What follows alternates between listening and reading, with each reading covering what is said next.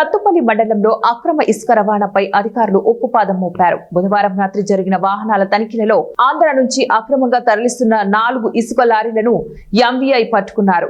అధికారులు వెంటనే లారీలను సీజ్ చేసి ఆర్టీసీ డిపోకు తరలించారు.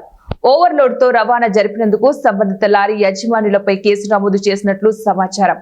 ఈ ఘటనతో అక్రమ ఇసుక రవాణాపై స్థానికంగా మరోసారి చర్చ మొదలైంది.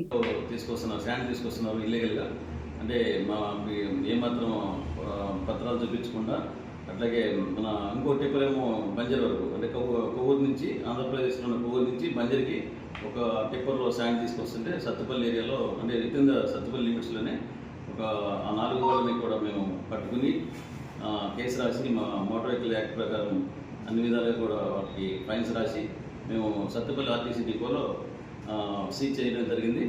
మేము ఇందు మూలంగా అందరికీ ఎవరైతే ఇలాంటి ఇల్లీగల్ యాక్టివిటీస్ చేస్తున్నారో వీళ్ళందరికీ కూడా నేను చెప్తుంది ఏంటంటే ఎవరు కూడా ఎట్టి పరిస్థితుల్లో కూడా ఆంధ్రప్రదేశ్ నుంచి కానీ ఇంకో చోట నుంచి ఎక్కడి నుంచి కూడా ఈ శాండ్ని ఎట్టి పరిస్థితుల్లో కూడా తీసుకురావద్దు. తీసుకొచ్చినట్ల మేము 100% మేము సీజ్ చేయడం జరుగుతుంది.